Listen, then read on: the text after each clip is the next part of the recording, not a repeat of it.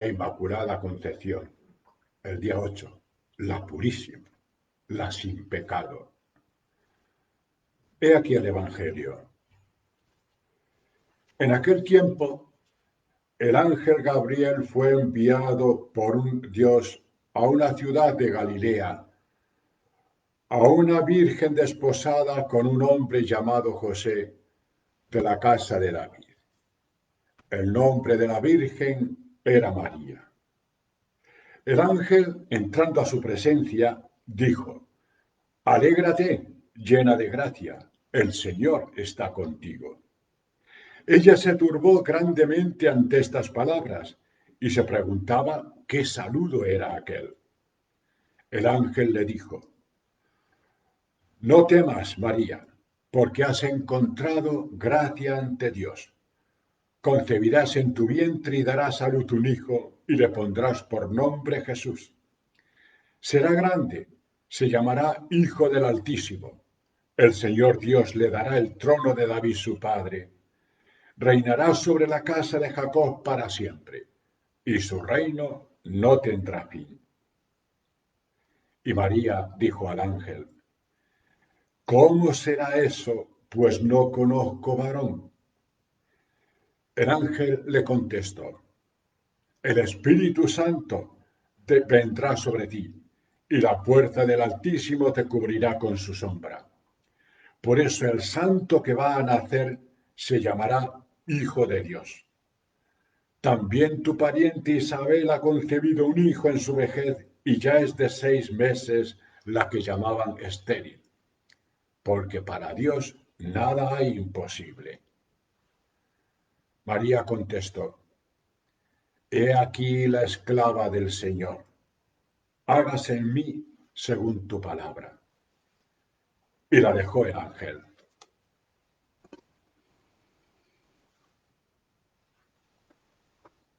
Oh Dios, que por la concepción inmaculada de la Virgen María preparaste a tu Hijo una digna morada, y en previsión de la muerte de tu Hijo la preservaste de todo pecado. Así nos hemos dirigido al Padre en la oración colecta. Y eso es lo que celebramos hoy, que María, en previsión de la muerte y resurrección de Jesús, fue preparada para recibir al Hijo de Dios. Fue concebida sin pecado. Es una forma de hablar nuestra. Y es que para Dios, todo es presente, todo es un absoluto presente. No hay pasado ni futuro. Toda la historia es presente. Leemos en la primera lectura el libro del Génesis y en concreto el pecado de Adán y Eva, que comen del árbol que tenían prohibido, el árbol de la ciencia del bien y del mal. Adán y Eva quieren ser como dioses. Esa es la tentación del enemigo. Os ha dicho el Señor que no comáis de ese fruto. No, es que si coméis seréis como dioses.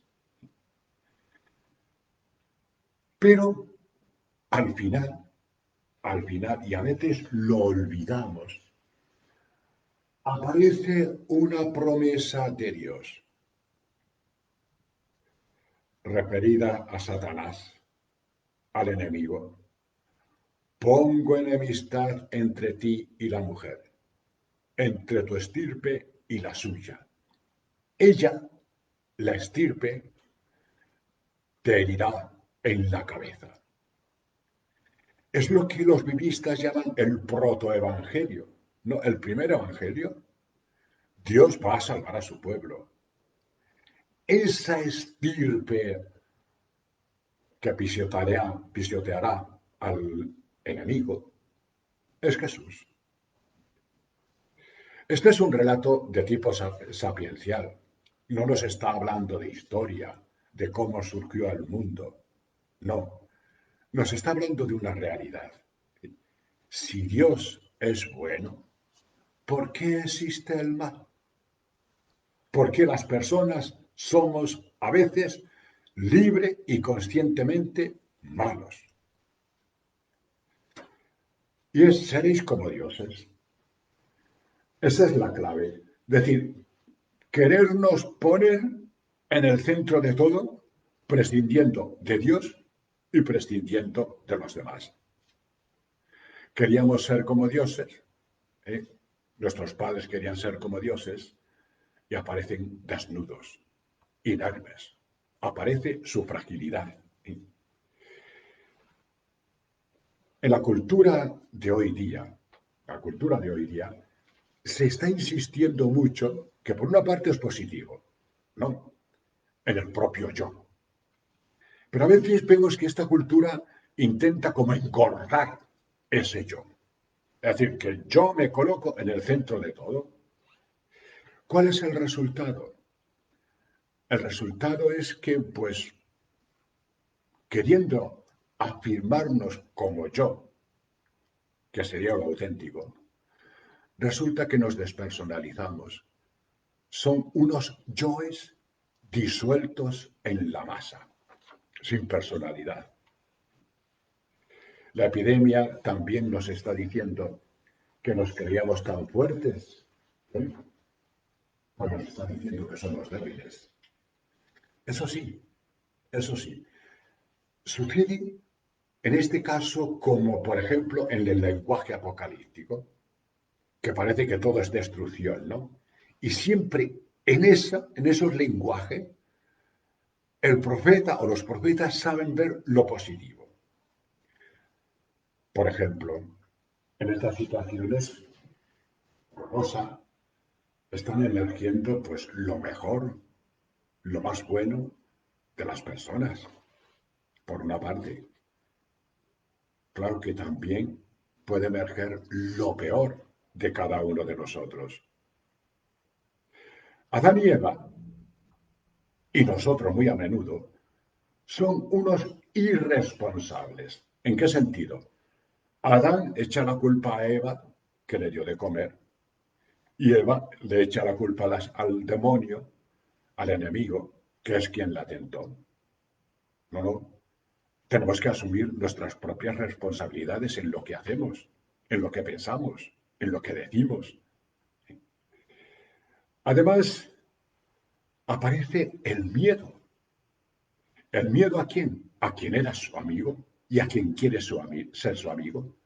El miedo a Dios. Y el miedo también es un mal consejero. Por una sencilla razón, el miedo ofusca nuestra mente, no nos deja ver. Tenemos miedo a tomar decisiones. Tenemos miedo, cuando hemos hecho algo mal, tenemos miedo, queremos como escondernos. No, no, tenemos que afrontarlo todo. Y no tener miedo, y no tener miedo a Dios, aunque le hayamos ofendido, porque Él siempre sale a nuestro encuentro. En la segunda lectura, el apóstol Pablo retoma un himno que posiblemente se cantaba en las comunidades cristianas.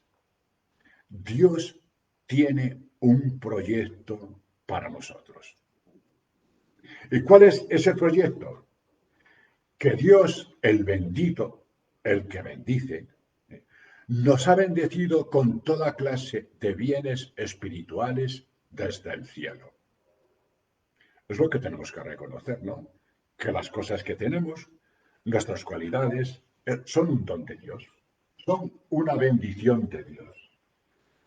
El más concreto, nos dice el apóstol, eh, fuimos elegidos antes de la creación del mundo.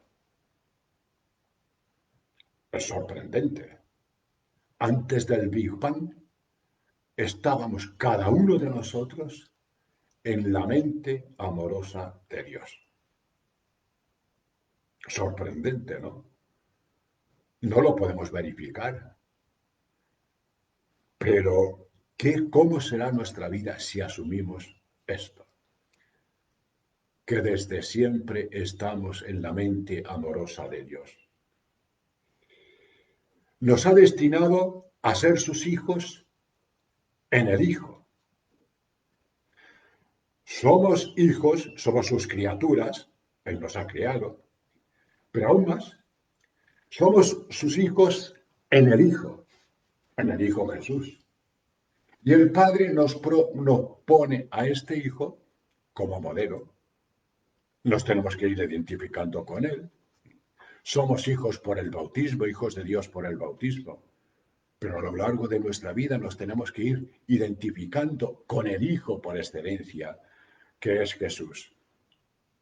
Y todo esto para alabanza de Dios, no para inflarnos nosotros. Todo esto que somos, todo esto que nos ha dado, es para alabanza de Dios. Como diría San Francisco, todo esto se lo tenemos que devolver a Dios dándole gracias de palabra y dándole gracias con las obras. Dios pide permiso para realizar su plan. Es lo que hemos escuchado en el Evangelio de la Anunciación. Y se lo pide a una mujer, un laica, joven. No recurre a un sacerdote, a un varón, no. Dios va donde está ella, a través del ángel. No es ella la que va al templo ante Dios, no. Dios va donde está ella. ¿Y dónde está María? No sabemos. Eso sí, sabemos que estaba en un lugar profano, no estaba en el templo.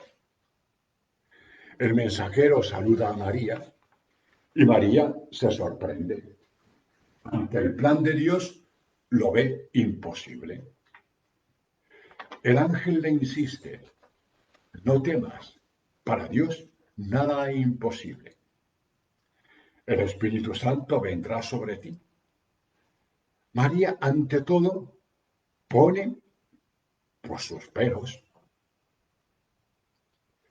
Para Dios nada es imposible. María acepta. Aquí está la esclava del Señor. Acepta desde la fe. Solo fiándose en la palabra de Dios es como acepta. No controla nada, no tiene nada seguro. A lo largo de su vida tendrá que guardar muchísimas cosas en su corazón. Una digna morada, esa es María, ¿no? Dios prepara esa digna morada para su Hijo. María Inmaculada, la purísima, la sin pecado. Dios nos pone a ella ante los ojos. Un elemento puro, genuino, es un elemento no contaminado, no adulterado. Pureza es también sencillez, simplicidad, todo lo contrario de doblez, de confusión. Hoy exigimos, con toda la razón del mundo, que nuestros alimentos, los objetos, el aire, la naturaleza, las personas, todo sea genuino, no adulterado, no contaminado. ¿Es verdad? Y debemos exigirlo y pedirlo y trabajar por ello. Pero aquí viene una pregunta. Si exigimos que todas las cosas sean auténticas, genuinas, puras, no contaminadas, ¿por qué no pensamos lo mismo referido a nuestras personas?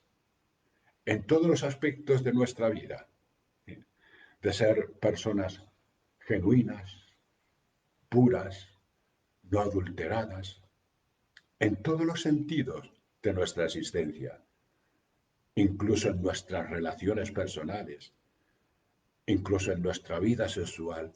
¿Por qué no aceptamos la pureza mía y en la de los demás? Creemos que ser puros es algo no sé trasnochado. No. A quien te encuentres, háblale de la pureza, de la genuinidad de la persona, que es una de las formas, ¿no?, de afianzarse de ser dueñas, como tantas veces repetimos, ¿no? De ser dueñas de nosotros mismos, de nuestras pulsiones. Bien, démosle gracias a Dios por habernos traído a Jesús a través de su madre y por el ejemplo que ambos nos dan. Y perdonad, pero yo soy un poco insistente en esto. Siempre, cuando vivía mi mamá y cuando celebro la Eucaristía el día de la Inmaculada, digo y deseo lo siguiente: felicidades, mamás, madres, en vuestro día, el día de la Inmaculada. Paz y bien.